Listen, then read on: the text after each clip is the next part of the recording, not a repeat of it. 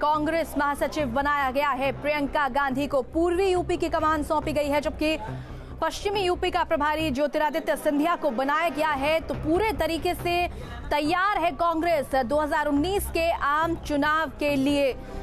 इस बीच खबरें ये भी आ रही थीं कि मध्य प्रदेश से लोकसभा का चुनाव लड़ सकती हैं प्रियंका गांधी, और इन्हीं तमाम अटकलों के बीच ये बड़ा दांव कांग्रेस का।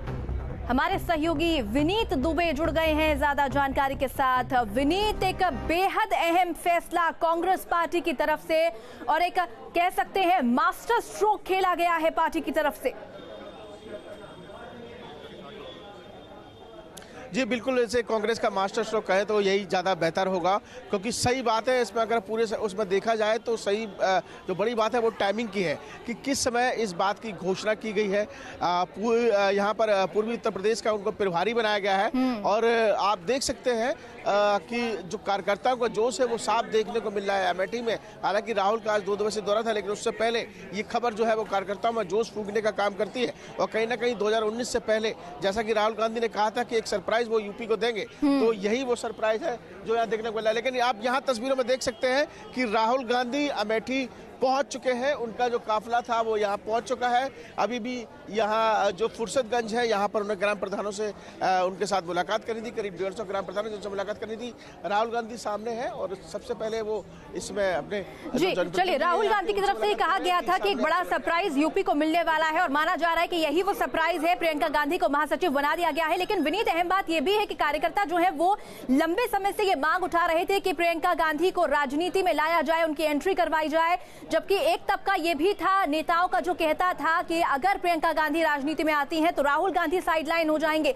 तो ये दो अहम बातें, और उसके बाद ये फैसला, कार्यकर्ताओं की मांग को सुना है तो कार्यकर्ताओं में जोश भी बढ़ेगा।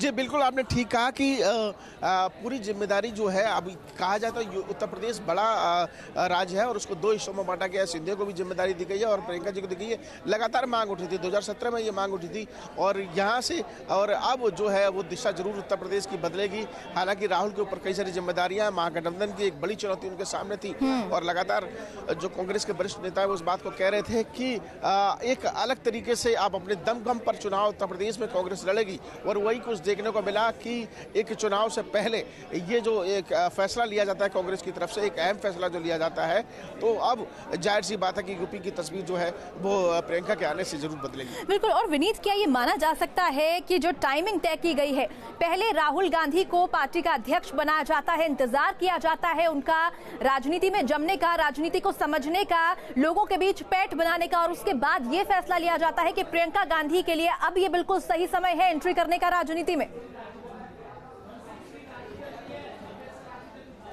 जी बिल्कुल, और कांग्रेस शायद अभी इन्हीं इशारों पर चल रही है। कांग्रेस जैसा कि टाइमिंग के बारे में बताई जाती है, राहुल के बारे में जो फैसला लिया गया था, और अब जो प्रियंका के बारे में फैसला चुनाव से ठीक पहले ये लिया गया है, तो कहा जा सकता है कि एक बहुत सोच समझ कर ये फैसला लिया गया कि किस वक्त ये उनको यूपी की जिम्मेदारी सौंपनी चाहिए, क्योंकि लगातार मांग भी उठ रही थी इस बात को लेकर।